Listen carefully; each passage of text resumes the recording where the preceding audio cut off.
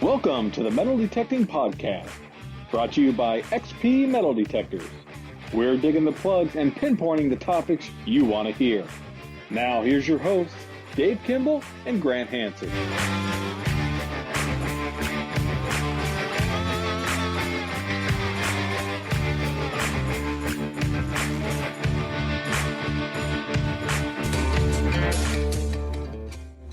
This show is brought to you by XP Metal Detectors. XP Metal Detectors is a high-end, innovative metal detector company with great machines and great pinpointers. For more information, go to xpmetaldetectors.com. For a dealer near you, try a Google search or go to xpdeus-usa.com. Hello and welcome to the Metal Detecting Podcast. I'm your host, Dave Kimball, coming to you from Central Oklahoma, and I am joined today by my co-host, Grant Hansen, coming to you from New Jersey. How you doing, Grant? I'm doing well, Dave. How you doing? I'm doing pretty good. It snowed pretty good last night. Yeah, it's kind of rare for Oklahoma to get that, right? Yeah, that's probably the only one we'll get all year. Oh, that's good. That's a good thing then. Yeah. Yeah, I've been trying to take advantage of the winter months by doing some research and lining up some permissions for spring. Things are looking pretty promising, so hopefully when spring rolls around, I'll be able to keep pretty busy. Yes, and that is a great topic, too. A lot of research. Everybody's doing research now and reading articles and learning new stuff. And I just read an article the other day. It's pretty interesting about a guy there in Scotland. He was metal detecting and he found a purse. And when he found the purse, it had a bunch of coins in it. And it made the news up there. And some lady saw the news and realized that was her purse 50 years ago. Apparently her mother had made this purse and she made two of them. She made one for her and one for her sister, and hers disappeared, I guess, and she don't know how it was buried there, but she has a few ideas, which is very interesting that she was reunited with it, and it had a lot of memories about her mother and everything. It's pretty interesting story. Yeah, I really enjoyed reading it. I read the same article, and, just knowing more about, how it was made for her by her mom, and her mom was sick at the time when she was making them. I think, our hobby offers such a fantastic opportunity for us to find personal items and return them to the people who lost them or relatives of the people who lost them. It's a great feeling. Yes, definitely. And I don't know how many people I've talked to that would love to find like a class ring or dog tag or something and return it to the owner. It is a hard thing to do because especially rings, unless they have an inscription, you don't know who to return them to. Right, exactly. They're tough, but you've made some ring recoveries yourself, haven't you? Oh yes, I've made quite a few. I made one actually a couple of weeks ago. I had a call from a guy in Edmond, and he was playing football in his front yard with his son, and his ring flew off his hand, and he was very skeptical that I was going to find it. And it was pretty interesting because he told me the address to meet him at, and I got there and he wasn't there yet, but his daughter was there, and his daughter came out and she said, well, he lost it around this area here. And as soon as I turned my dais on, I just put it to the ground and it beeped like right where she pointed at exactly. And I got down there and picked up the ring right then and there, and she just could not believe it. She was like, oh my God, I can't believe you found that. Yeah, that's funny. Yeah, I've got a similar story. My neighbor was hanging Christmas decorations, I think, and his ring fell off in the bushes. So I went over there and I'm swinging. It was really hard to swing when you're in the bushes. So I was on my hands and knees with my pinpointer, and I couldn't find it, but I was determined. So I went back the next day, got back down on my hands and knees with my pinpointer, found it. So he was happy to be reunited with his wedding ring. That is pretty cool. Yeah. I got a guy also that's in my club. His name's Brad Patterson. He was metal detecting a while back, a few years back, and he found a dog tag. It was an army bracelet is what it was, and he was able to return it to the owner who had lost it for over 60 years. Wow. And he made a newspaper article. Yeah, it was a pretty good story. That's so cool. I love stories like that. I mean, just the ability to return something after so many years and to get to see that person smile and like, oh my God, I never thought I'd see this again. Yeah. It's a great feeling to be able to return something back to somebody who had lost it, especially for many many, many years, 50, 60 years. I mean, that's crazy to see their face when they see that and just think that they haven't even thought about that for so many years. And now that here it is. Right. Yeah. I have a story, but it was a recent loss. By the way, I've never found any gold metal detecting yet. And I dig all those mid-tones. I'm digging plenty of foil and pull tabs. Never found gold, but I was at a party for my daughter's friend. I think she was turning like 6 years old or something. And I walked into the backyard. It was an outside party, and immediately saw this big chunk of gold on the ground. And I guess because I'm trained to just keep looking down, looking for stuff all the time. And I picked it up, and it was this giant gold band. I mean, it was just huge. And, I went up to the owners. I said, did anyone lose this? And they're like, oh my God, that's my mom. She was here a year ago and lost it. Thought it was gone forever. And, so that was a recent return, but it wasn't metal detecting, but I guess I have good eyes. Yes. Yeah, I got lucky about a few months ago. I was looking also for a ring that this young lady had lost in her backyard, and it was late summer, and she mowed even, and after she lost it, and she thought she would have hit the ring and tore it up if she did. But I went back there and I found it pretty quick right off the bat. It was a silver, really thin ring, and it was so easy to miss just looking right at it. I mean, I was almost touching it with my pinpointer before I even realized what it was. Huh, wow. Yeah, that's the other thing too, right? You mentioned they're so thin, and sometimes you have something in your hand and you don't even see it if it wasn't for the pinpointer. So really good job recovering that. Hey, Dave, have you seen those new pictures and a new video on the new XP backpack? It's called the 280. It looks pretty sweet. Yes. I've had my eye on it since they first announced it, and now they are announcing the pre-orders for that. Yeah, those are, I'm sure, going to be strong orders, and I'm already looking forward to taking a trip so I could pack everything in this bag and put it on an airplane and take it off with me. It just looks beautiful. Would this bag be able to take it on a carry-on, you think? I think so. I think we'll have to measure it and see. But from what I saw of the size of it, it looks like it. But I guess that's TBD. Yeah. It's got so much room on that thing. It's crazy. You could put everything in there. It's got more room in that than the actual hard carrying case. Right. You can just not put all your equipment, but you could also put clothes and cameras and water bottles and everything and just carry it around with you. And I like, too, how you could strap it to your chest and your waist. So it's kind of got that snug fit so that you can not feel like you're being burdened and weighted down. Yeah, I can't wait to get my hands on one. Yeah, so I'm sure everybody's going to see a lot more pictures of those over the coming weeks. And once the pre-orders start shipping, we'll probably see even a lot more. Right. And I also saw your new video with Gary Blackwell about the MI6 pinpointer. Oh, yeah, thanks. Gary and I have been teaming up to kind of do a Q&A.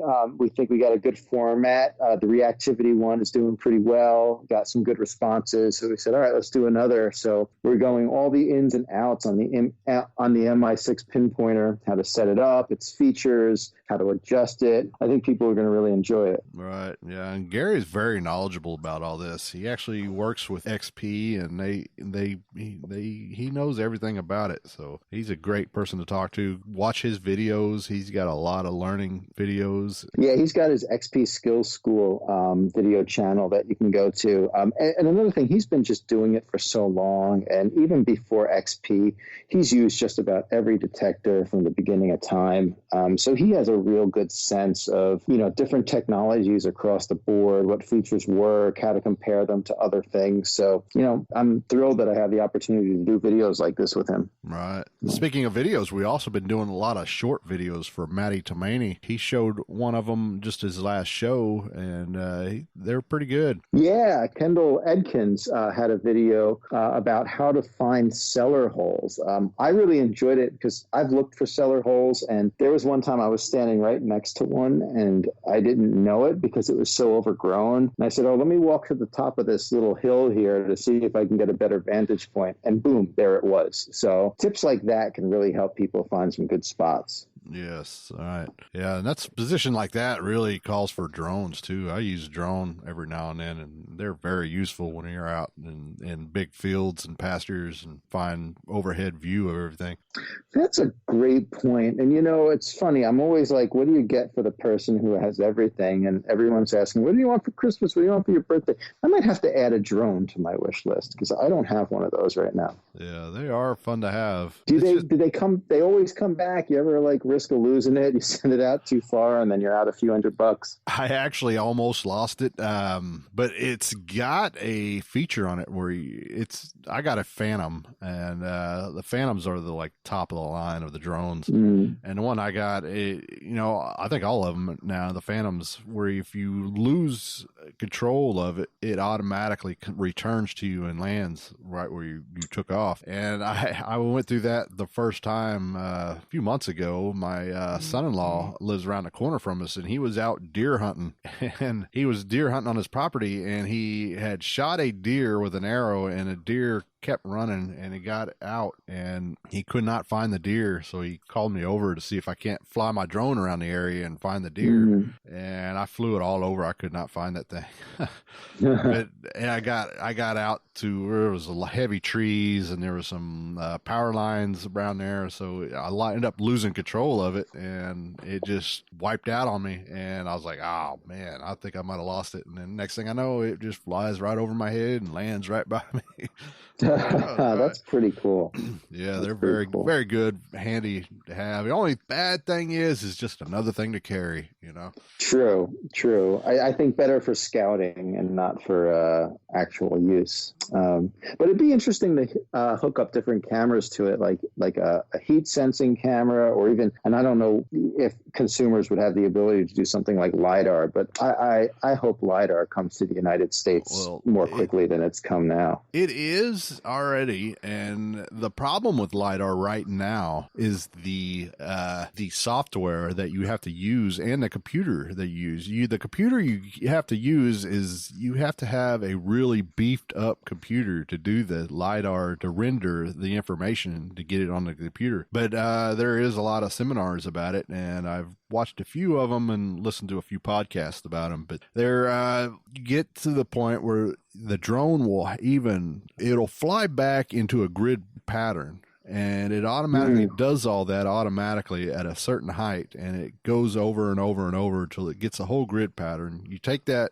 video and information and you upload it onto the software, and then you have to render it all, and it'll give you a 3D view of everything, overhead look of every little detail. They said it almost penetrates the ground a little bit, I guess, and you can see like red spots in the old where buildings used to be. And that's the next level. That's going to be so helpful in trying to, you got a field that's 100 acres or more. Where do you want to focus on, right? Right. That's going to be a game changer. Yeah, and it's been so long since I've really done a lot of the research on it, and it's getting kind of fuzzy now, but there is a lot of great information coming out, and by now I'm sure they got a lot more technology on it in 2020. Yeah, changing every day, I'm sure. Yeah, the technology like that is improving very, very fast within the last 10 years. And every year is something new and something better, and it's just extraordinary. Pretty soon it's just going to extract everything from the ground for you. You won't even need to, and the drone will carry it back and plop it in your pouch. Yeah. It'd be cool if the drone could fly over and sense like where things would be buried and then send it to your GPS system on your metal detector, right? Yeah, exactly. Yeah, there's a void in the ground at this area here. Just beep faster as I get closer, and then I'll know where I'm at. Right. Yeah, so if you listened to last week's show, we talked to Stephen Blankenship about his new third generation Omega Mills pouches.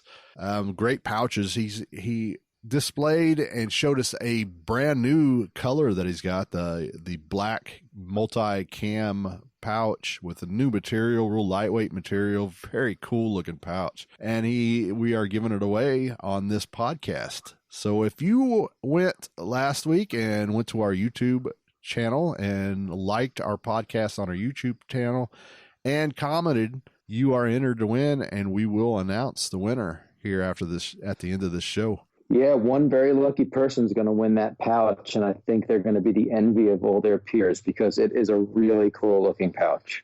Yeah, and I'm envious because I want one too. Exactly. All right, and today we will be talking to Stef Tanguay, and she is pretty interesting. She's got a YouTube channel and a pretty big following on Facebook. Yeah, her YouTube channel, Stef Diggs, is very popular. She's got some great videos. If you haven't been there yet, check it out. She's a great ambassador for the hobby of metal detecting. So I'm very excited to speak to her tonight. All right. Yeah, so when we get back, we'll talk to Stef Tanguay.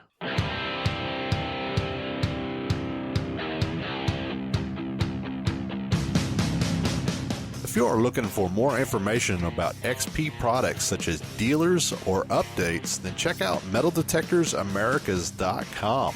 Hello, this is Daniel from XP Metal Detectors Americas, and I just wanted to let you know about the XP Metal Detectors Americas.com website, which is full of information on the Deus metal detector and the ORX metal detector. Both are wireless and do all aspects of metal detecting, which is gold prospecting, coins, jewelry, and relics.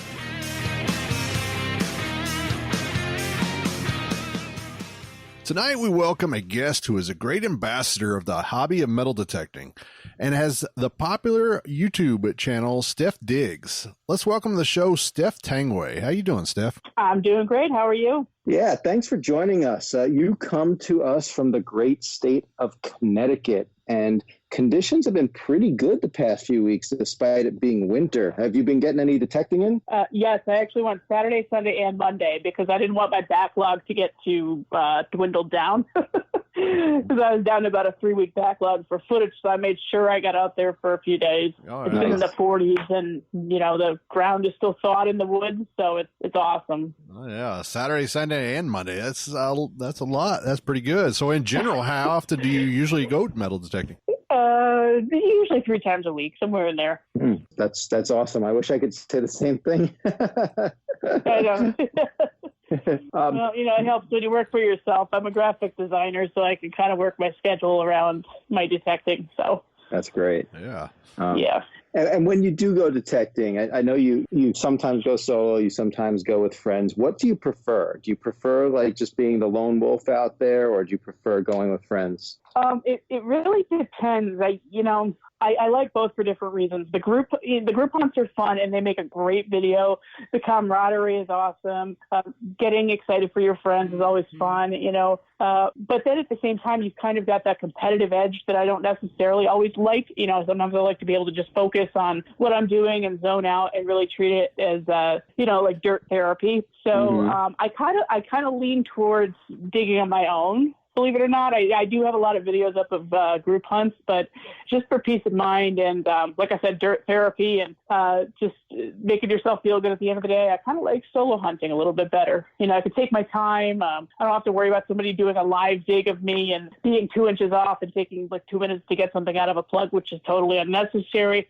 So it takes a little bit of the pressure off, and that's how I started too. I never really went with people to begin with. I always just kind of went out on my own in the middle of the woods or at old foundations, and so that's just kind of a good way to reminisce sometimes about where I came from and when I started. Right.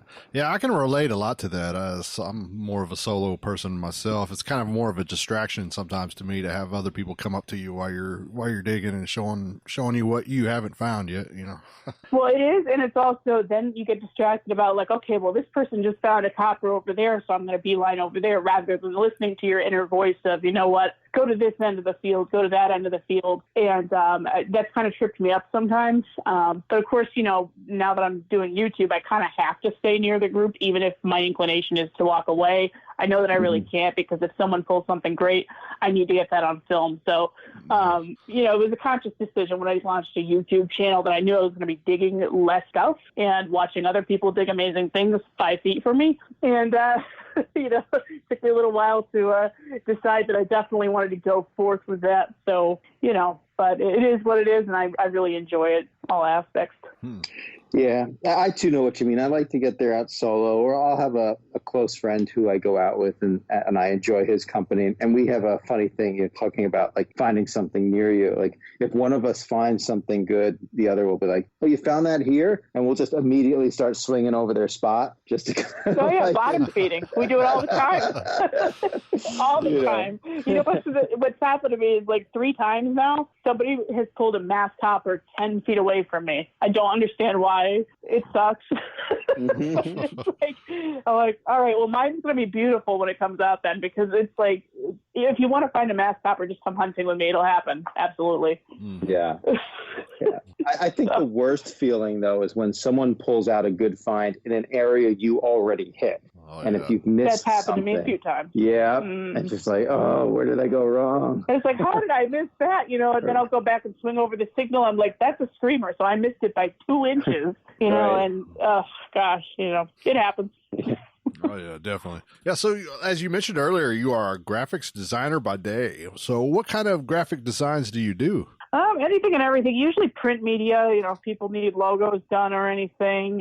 It's been a little bit slow over the winter. It usually picks up a little bit more in the spring and summer, but so now I've kind of been focusing more on pumping out a lot of videos because that takes up a lot of my time.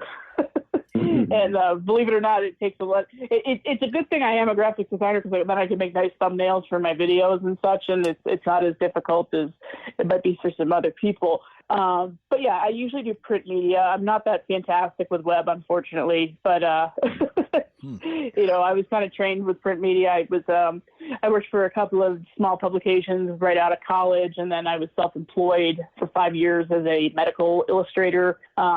That kind of tanked because the economy went downhill. So then I worked in insurance for 10 years, and now I'm back to graphic design because I hated insurance. So there's all that. Wow, you hated insurance? No way. Yeah, no way, right? A graphic designer that hated insurance? Right. Yeah, so I couldn't really take it anymore. It was a lot. Yeah. It's really not conducive to my skill set. Yeah. Do you use like the Adobe product suite for design? Yep, I use Adobe Illustrator primarily. That's kind of my go-to. And then, you know, for any photo editing, I'll use Photoshop. Publications, I'll use InDesign, you know. So those programs, the expensive ones. Yeah, right. And then once you get used to them, they release an update and the menus change and you got to figure it all out. Exactly. And now they make you, I don't think there's any way around it, but I haven't had to experience it yet. They make you get a subscription so that you're just paying monthly, and you don't have to like pay $1,500 a month for like a print suite, for example. Right.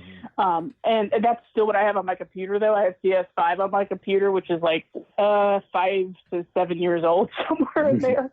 So I'm like, it crashes on me sometimes, and I'm kind of just gritting my teeth for when I have to actually go ahead, bite the bullet, and just get the monthly subscription, because in the end, that's kind of more expensive. But at the same time, it's nice to not drop $1,500, right? You know, right. Even though it's a tax write-off, it's kind of a pain in the interim. That's the path I'm taking now. I'm paying the monthly subscription, but it's all right because it's always constantly being like updated. You don't have to buy another subscription, but like you said, you know, once you have one, you don't really need a new one, you know? Right, especially because once you have it down pat, then they change the way the entire platform looks. You know, it's like, oh my God, why did you do this to me? Just put my palettes back where they were before. So, yeah.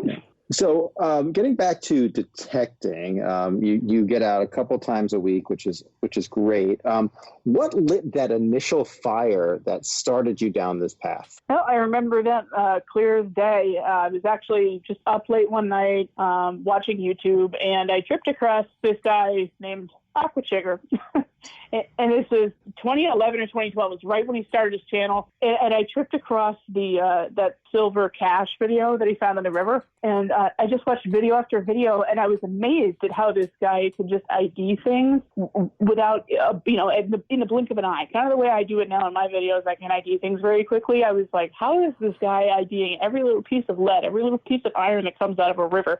And I found that fascinating, but it also intimidated me because I was like, how am I ever going to be able to do that? So I was actually just kind of one of those creeps in the background watching everyone else's YouTube channel until like 2017 when I bought a detector. It took me that long to say, it's not scary. You'll figure out the technology and you'll learn along the way. And it's the best thing I've ever done. Yeah. That's awesome. Yeah, I thought that at first also, how guys identify things so quick and so right away. But after you learn this hobby, after a while, it's, as Grant always said, is always relative to where you're at, and you start realizing you start pulling the same things out over and over again, and you start learning a lot of what everything is. Yeah, and I learned a lot of it from YouTube. And, there's actually, I have an interesting story about Aqua Chigger that it kind of came full circle for me. On the 4th of July this past year, I launched my YouTube channel. I knew it was going to be on the 4th of July. I'd been filming since May, getting a nice backlog. And it so happened that Jocelyn and Drew, everyone knows who they are, of course, had invited me to Pennsylvania to go and, spend the 4th of July with them. So I said, that's cool. I actually have to upload my first video from your house, though, so help me out here. And about a day or so before we were set to go down and visit them, Jocelyn just messages me and said, the wizard is coming. I said, what? And I'd met Chig before, but it was at a big group hunt, and, I don't think that's really his thing, so we didn't really get to chat too much, but it was cool to have him there on my YouTube launch day, because that's when it really came full circle. It's like, wow, the guy that got me that really lit a fire under my butt to start this is here with me right now, celebrating launch day. So it's really weird how all of that fell into place, and he's a great guy. If you guys have met him, he's just a sweetheart. Really is.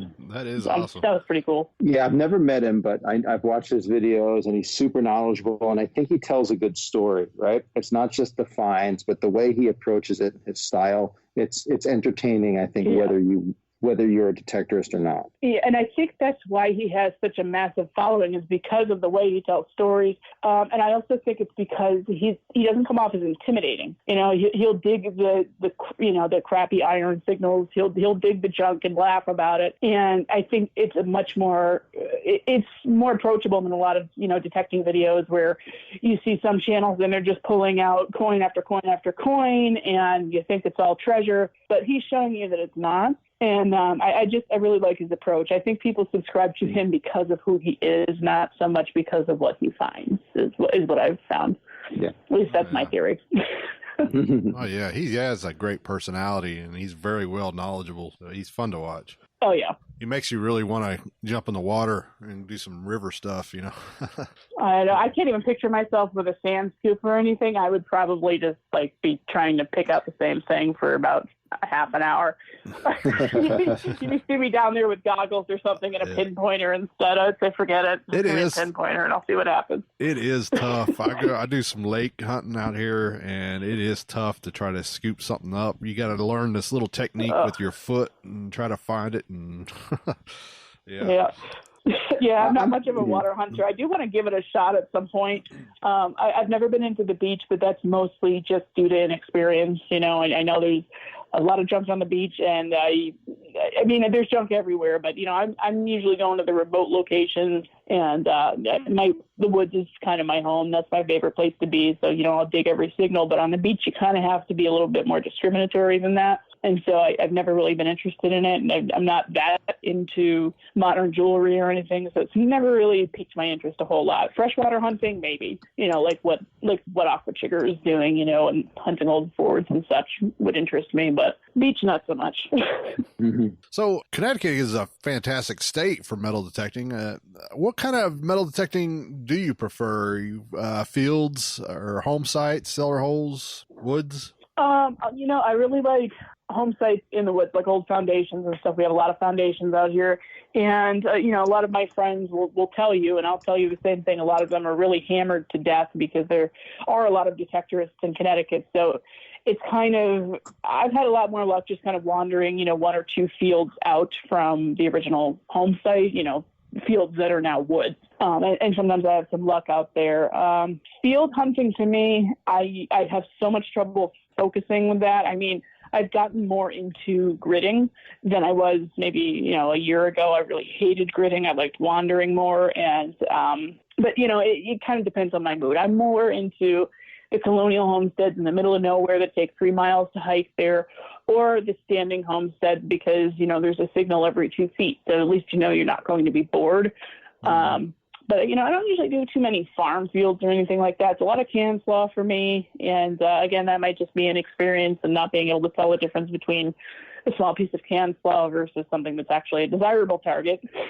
So, if there's anyone out there, I make it sound like I hate digging trash. I know we all do, but I mean, if there's anyone that, I was going to say, if there's anyone out there who can differentiate between can slaw and a good find, I'd like to talk to that person, because I think that's one of those. At least it's not just me. Yeah. Right. I'm a person who I had a friend recently who claimed they could tell the difference, and I said, I think you're full of it, but I don't really know, you know. Mm-hmm. So I couldn't speak to that too well, but yeah, I like the standing home sites. I've had some really good luck there. You know, some colonial sites, especially in central Massachusetts, with my buddy Lou. He's in about half of my videos, so everybody knows who he is now.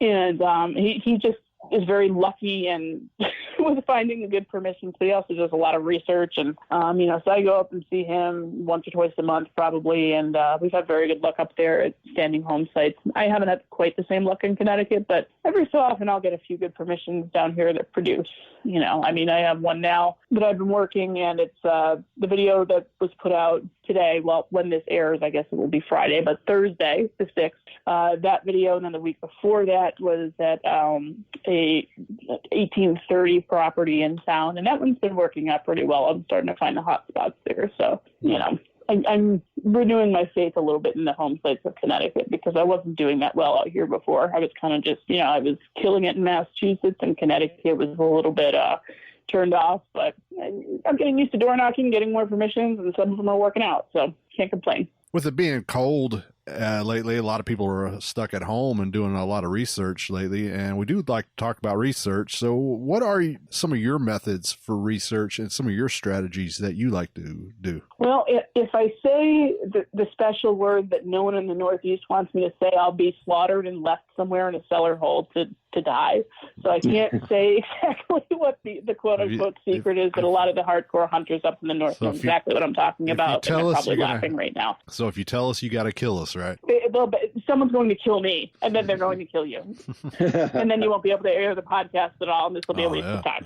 Okay. But anyway, it's funny, because everybody up here knows exactly what I'm talking about. If they're a really dedicated detectorist and they like hunting in the woods, they know of a way to find the sites, and just out of respect, you know, I won't say that, but I use that method, which I can't say, and just a lot of, you know, boots to the ground. I can't stress that enough. You know, when I'm in the woods, it's just looking for the signs, looking for the proper breaks in the walls, you know, kind of like what Kendall Edkins was saying the other day on the Diggin' with Maddie show, when he had that XP tip, you know, looking for the proper breaks in the walls. And, you know, I've also noticed the smaller the field gets, from what I have learned, the smaller the fields get, the closer you're getting to an actual home site. You might actually find a cabin site that way. So it's really just boots to the ground. And, you know, I might be out there 8 to 12 hours searching for a cabin site, because that's kind of one of my bucket listers is finding a cabin site, because that's typically going to be virgin unless you have a really trained eye. You're not going to be able to recognize just that slight depression in the ground.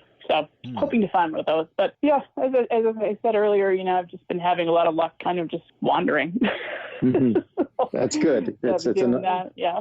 And, you know, and then I'll research, especially I detected my town a whole lot, because it was, you know, incorporated in 1708. I mean, the oldest coin I found out here was 1658. So there's a lot of history out here. And our historical society actually has a database of homes with ages attached to it. So you can literally find an address with the age attached to it, and you don't have to go into, you know, like GIS or the tax assessor's database. It's all just right there for you. If you want to find homes that are pre-1750, you key that in, and boom, all of them come up. It's really awesome. But of course, all of those have been knocked on.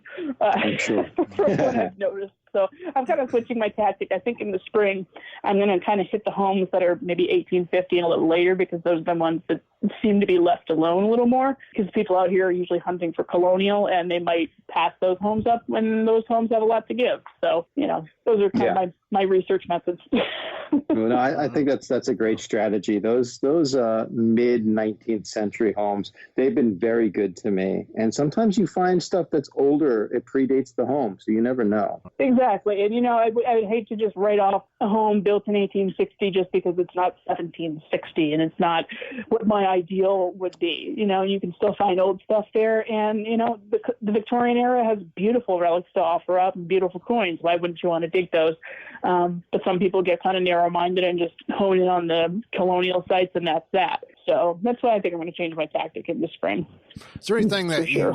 Is there any really specific item that you really gun for? I know like Grant gets a lot of copper coins where he's at, a lot of large cents and coppers. Is there anything that's specific to you that you really enjoy finding? I absolutely love any colonial buckles that are not horse tack because, we find those a dime a dozen. But, so colonial shoe buckles, knee buckles, neck sock buckles, certainly colonial coppers. I don't seem to get my coil over too many of them. I'm up to 4 for the year, though, because we've had, some good weather here. So that's nice. A little bit better than last year at this point. So love finding those. Spanish silver is my favorite thing to find on earth. That never gets old. I mean, I would almost, and this is really asinine, but bear with me, I would almost rather find reals all day than like 1700s U.S. silver, which is ridiculous. I know it's ridiculous because 1700s U.S. silver, that's as rare as hen's teeth, but there's just something about Spanish silver that gets the blood pumping. I always shake when I find it, and that's the day maker. That's when I'm like, I sit down for a few minutes after that. Yeah. But yeah, I love the old coinage. But here's the thing: is I've always said this before: is that I love finding old coins. But at the end of the day, when I'm looking in my display cases and such, it's really the relics that tell a story about the people who own them that I really connect with. The coins are great; they're more exciting to find in the moment. But in the long term, I really enjoy the relics, I would say. Cool. Yeah. So I'm not going to say that metal detecting is a male-dominated hobby because the male-dominated just doesn't sound right to me. But there are more males than females that metal detect. Why do you think that is? I almost wonder that. I've thought about that because, it took me, like I said, like 5 years or so to actually pick up a detector and swing the thing and do it myself. And I don't know how much of that was due to, wondering if the guys would judge me, if I would be kind of a minority or whatever. I don't know if that was so much the holdup because, frankly, I don't remember. I don't know. I really don't know because I've noticed it seems like, at least around where I live in Connecticut, I'm part of a club, Awesome Relics New England. We have a really big club. I think it's 130 members now or something. I was treasurer for 2 years and just stepped down in 2020. And I would say our club is probably 40% women, something like that. It's really incredible. So I think there's starting to be a resurgence well, where do I want to say here? There's starting to be a surge of women who are coming up into the hobby, I think. But I feel like maybe some of the more attractive ones possibly feel objectified. I don't know. I just kind of go out there and do my thing with my blinders on, so I don't really think about that kind of stuff. I don't know. Yeah. What do you think? Is easier for women to get permission than for men? Yeah. To be fair, absolutely. I never get a no. Every so often I'll get, let me talk to my husband, let me talk to my wife. They're not home, and then I'll leave my card and I never hear anything. But I've never, ever run into a rude homeowner. And I'm new to door knocking. I just started doing that over the summer and the fall and knocked on about 30 doors probably. And I never ran into a rude person. And I know some men, male friends of mine have had horror stories about people yelling at them to get the heck off their property and slamming the door in their face or whatever. And I've never experienced that. So, and I think it's because, maybe like myself, I'm a 34-year-old female and bright, sunshiny smile when they answer the door, and I look non-threatening. Maybe if somebody, say, works a blue-collar job and they're covered in grease and they go straight door knocking right after that, maybe they don't look quite as non-threatening as I do. I don't know. That sounds terrible, but yeah, that makes sense. No, I think it's the non-threatening thing. Like my friend Lou has a baby face. He's 43 years old, but Lou is actually, he looks like he's 25, so he doesn't get a lot of no's either. I think that probably has something to do with it. The age and then just the overall appearance of non-threatening is what I found. Yeah, I've experienced some of that, but for the most part, even when I do get no's, people are generally nice. But of course, I'm walking up to them with the biggest smile I've ever put on, just trying to be like, "Hey, how are you? Remember me?" Like the best friend you've never met before. That's what I do, and Right. I've always told people, just my advice in my limited time of door knocking is start in your town, because then you can say, "Hey, I'm your neighbor. I live on such and such a street," and because you've given them that information, you've already immediately established a little bit of trust because you just gave them very personal information, basically where you live. So maybe they'll open up to you a little more. I've had a lot of success doing that and saying, hey, I live in such and such a road. How are you? You only live a couple of miles away from me. I've been driving by your house and salivating over it for a few years because of what I do for my hobby. This is what I do. Is this okay? And normally they're pretty open to that. Cool. And you mentioned you just started really door knocking. What was your approach before that, before asking for permission? None. Oh, okay. Because I was so nervous to do it. I mean, I even remember the first permission I ever knocked on was about 2 years ago. And the only reason I had the chutzpah to knock on the door was because I had actually saved this woman's dog's life. Because I was driving home from work one day. I saw a woman who was just beside herself running around. And then I saw a dog running around in the middle of the road where people go about 60 miles an hour in, like a 45 mile an hour zone. So I stopped my car, stopped traffic, got out, was chasing the dog around, and I actually did catch the dog. And about 6 months later, she was so appreciative, crying all over me, hugging me and stuff. And I noticed her house and the adjoining farm. It looked fairly old. So I said, you know what? 6 months later, I got the nerve to go and knock on her door. She remembered me. She said, oh, absolutely, anytime. And but I was petrified to go up there. I mean, my heart was bum, bum, bum, bum, bum, bum, bum, bum, from the car to the door. And that was, nowadays I wouldn't even think of just going up to a stranger and saying, hey, how's it going? Because the worst that can happen is they'll say no. Right. Yeah. Oh, good luck with your continued door knocking. I would be jealous of all the yeses you get versus the ones I get. So. We'll be right back with Stef Tanguay. This is Michael from XP Metal Detectors Americas. Be sure to check out the new XP ORX metal detector, models starting at $649. Hi, this is Dave D. Hi, this is Sonia. RC Dunn. This is Alan. With the Minnesota Beach Boys. This is Kendall. This is David Kimball. This is Grant Hansen. Steve Center. Lynn Quellen. Hi, this is John. Josh Kimmel. Cameron Macer. Pete Sorrell. And we are XP Team USA. And you are listening to the Metal Detecting Podcast. And we're back with Stef Tanguay. I like to ask this to other YouTubers because I do film, and you know what? Filming's difficult. Editing is difficult. Promotion is difficult.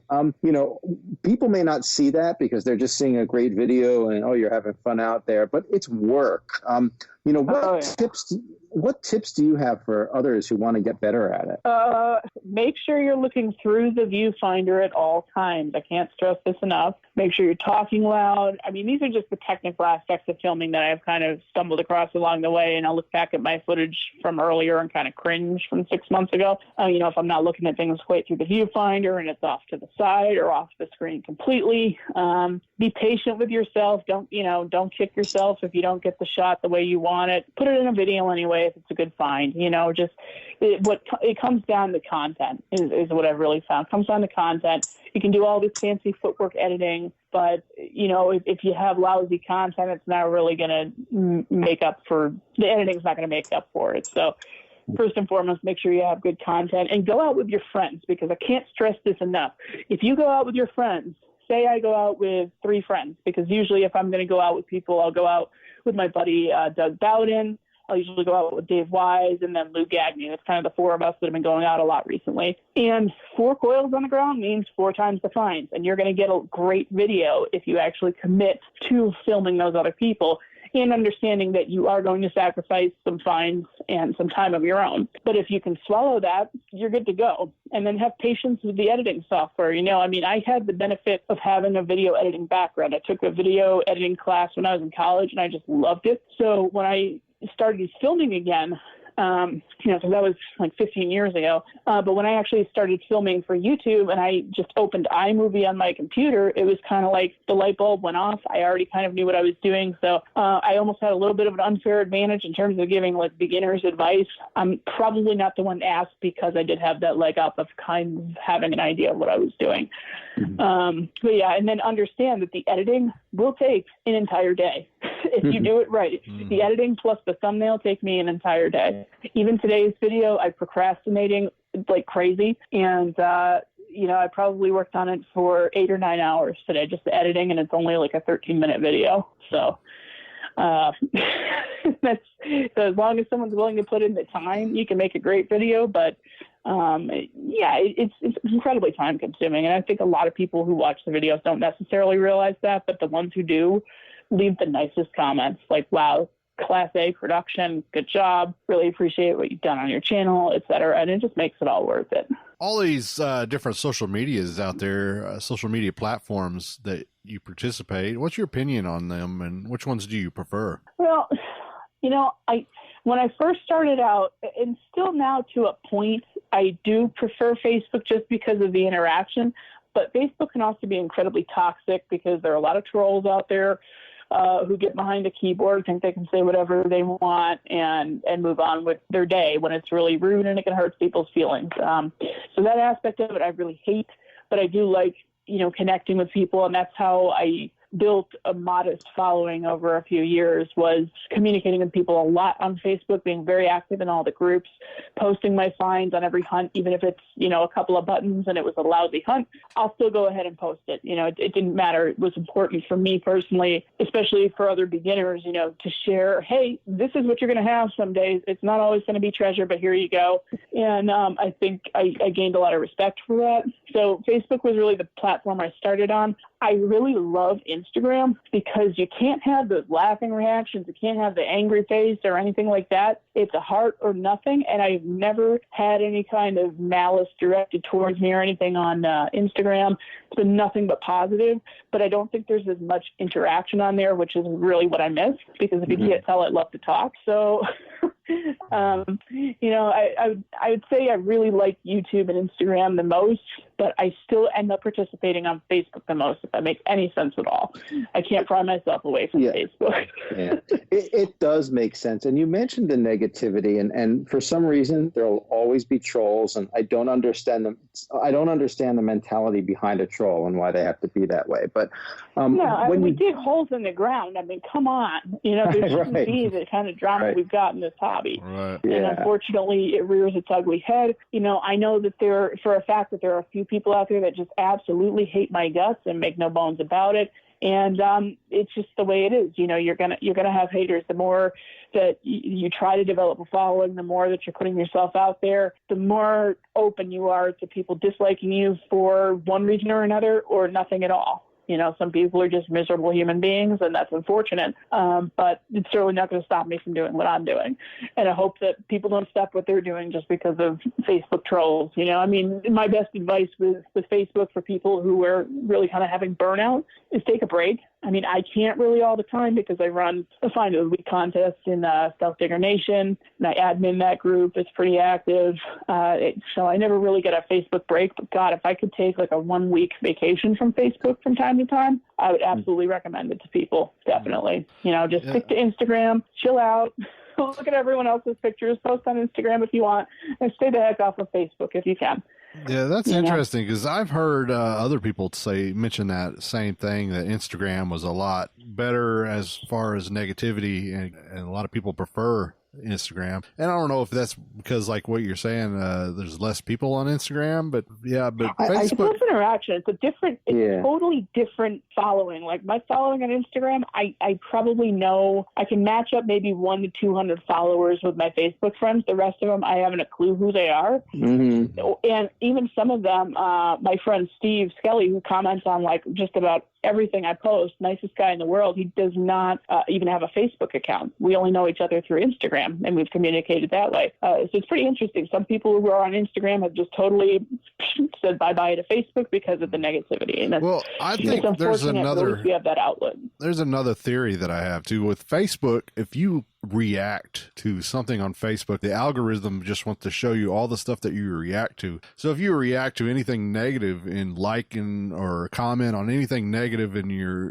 getting into it with people over negative stuff, that's all that's gonna feed it to you over and over and over again is all this negativity. And it makes people really it drives it into their head where it really makes people really negative and really bad in a bad way. And I can't stress that enough. People's got to get away from that that because it really, I mean, it really affects people. Yeah, I mean, I've gotten to the point now where just if someone's going to be a troll, I don't get into it with them. I just block them. It's that simple. Or if there's somebody, say they post a whole bunch of political crap from either side, I don't care. Obviously, we're not going there in this chat, but from either side, I don't want to see it on my newsfeed, so I don't defriend them. I just hit the unfollow button. The unfollow button is my favorite button on Facebook because I don't necessarily just want to lose a friendship with somebody over something silly like politics, or maybe they just post a lot of personal grievances or junk that vague booking, for example. There's random status updates that don't really mean a whole lot.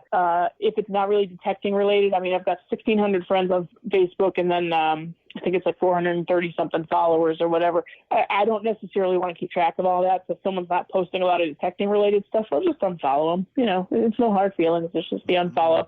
Right. But with the Facebook algorithm, I mean, yeah, you're going to see the same people all the time if you're really looking at their stuff and you're commenting on their stuff or, being negative with them. But Instagram has kind of the similar algorithm. But the thing is, it's only the people that you give them a lot of likes and you comment on their photos a lot. You might see them more on your news feed, but that's great because you want to see them. Right. But people don't really post a lot of negative pictures and a lot of negative stuff on it, and Facebook is more you just comment negative things. I guess that's the difference. But and like you said, people want to waste all their time commenting on negative stuff about metal detecting. I mean, come on.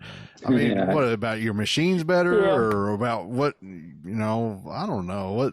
Oh man, I can't stand the whole conversation of should I buy, this machine or that machine, and then it turns into a war for no reason at all. Yeah. For no reason at all. I mean, and it will be an innocent question from a beginner, and then you've got people fighting over the Equinox versus, the AT Max versus the, XPORX or whatever. It's just absolutely ridiculous. I mean, it's like, I don't know how that happens. It shows how nerdy we all are, though. If we really get into an argument over which machine that we use to dig holes in the ground, it's kind of really silly if you just boil it down to that. It's laughable, but in the moment, to some people, it's really not. And it's not helpful to beginners who are asking a genuine question of what detector should I look at? Right. Yeah. Okay, let's get back to metal detecting. Let's talk about some of your best finds. Can you tell us about that time where you were detecting that former prison site and you found that pretty remarkable buckle? Oh, gosh, yeah.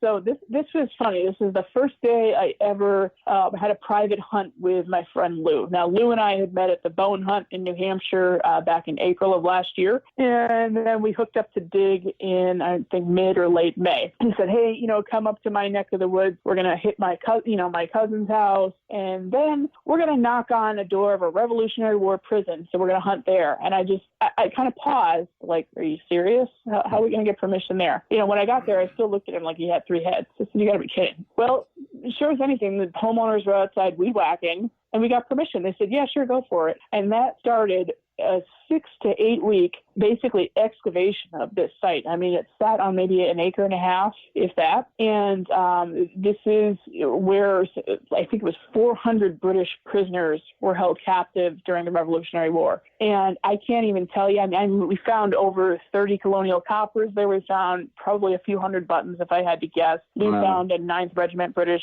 button, which is amazing. And then my real incredible find out there was a British Marine neck stock buckle, and it still has intact leather. It's in the intro of all of my videos with the intro music. That's that buckle that I'm flipping in my hand when you can see the detector in the background for anyone who watches my videos. And I had no idea what I had when I found it. I posted it in ID Me, and everyone went, oh my God, do you know what you have?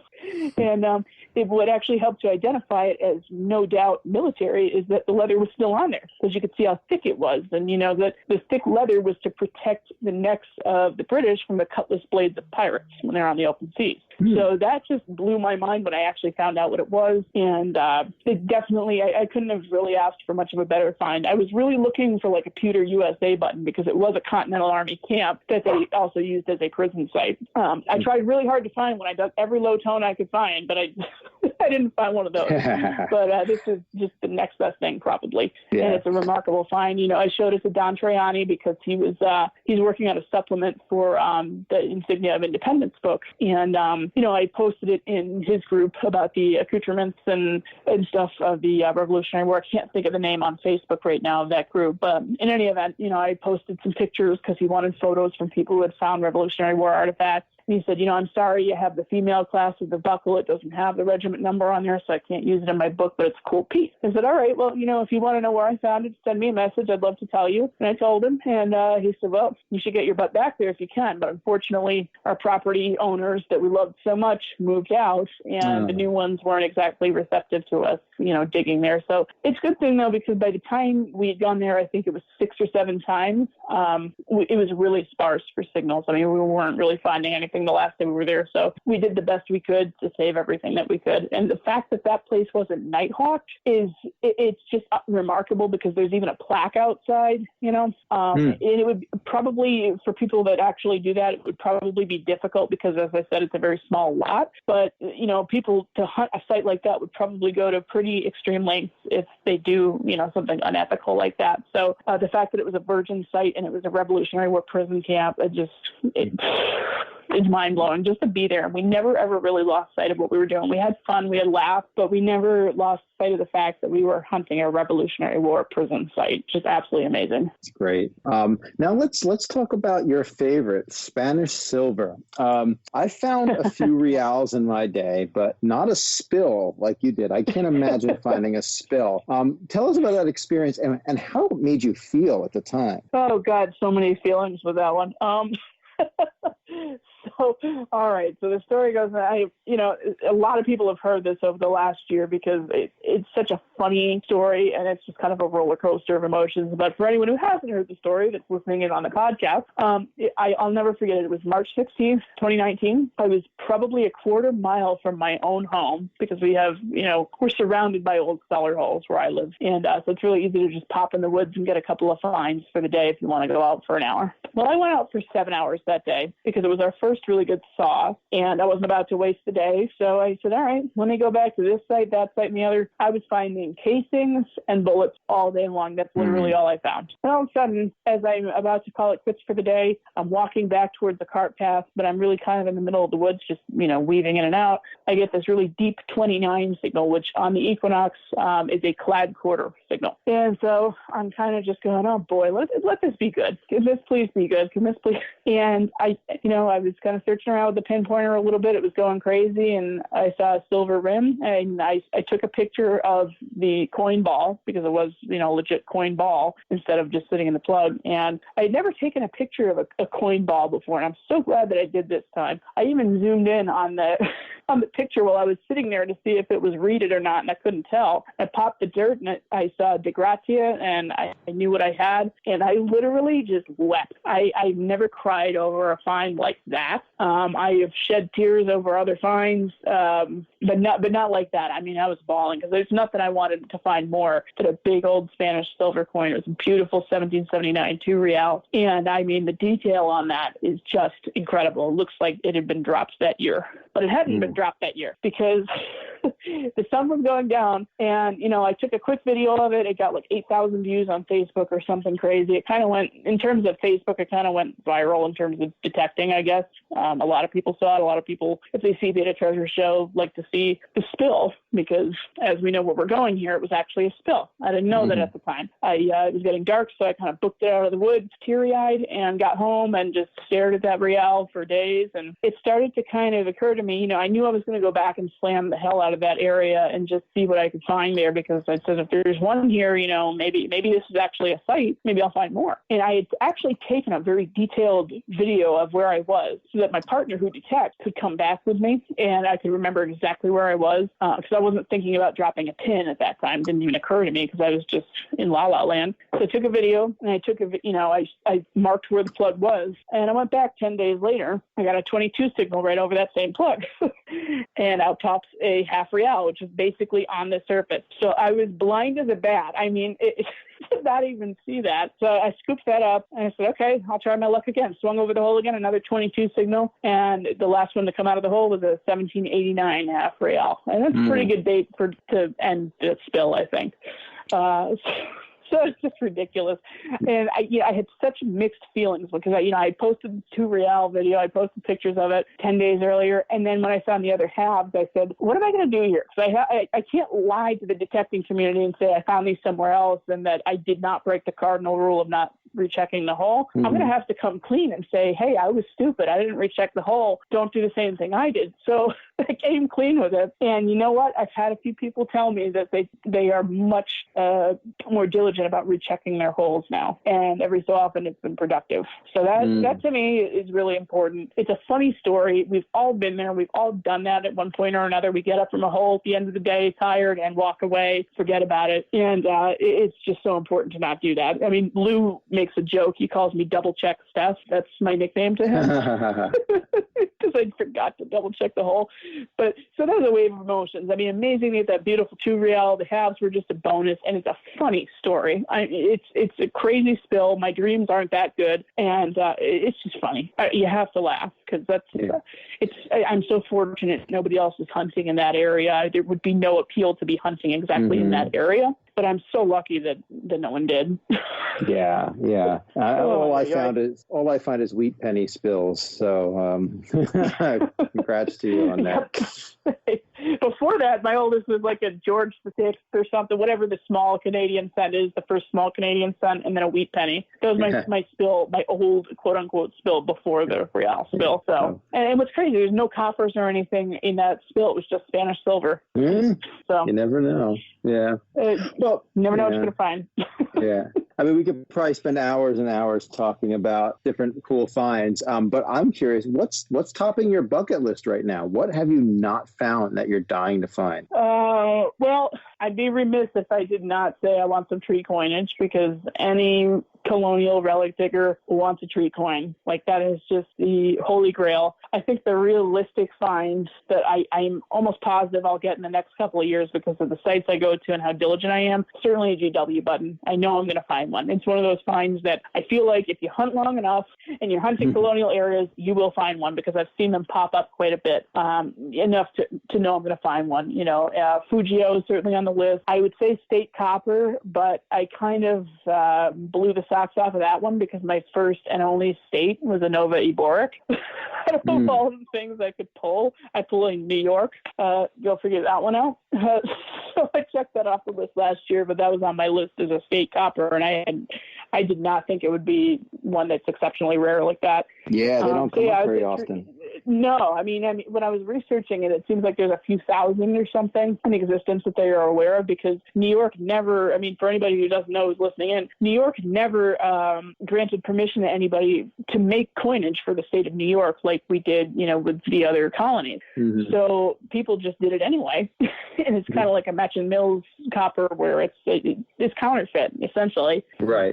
It was, it wasn't supposed to happen, and it happened, and there are very few examples out there. Mine is in absolutely horrible condition, but the fact that I can actually ID it and that I have it in my collection, it blows my mind. So that's off the list, I suppose. So yeah, Fujio, GW button, tree coinage. I'd love to find a gold coin of any kind. An escudo would be amazing. Any denomination of that, because of, I love Spanish coinage. I just think it's beautiful. Or U.S. I'm not picky. If it comes to gold, I'm not picky. I haven't done solid gold in terms of a coin yet. So, right. I did not know that about New York and coins. That's pretty interesting. That's something new I learned today.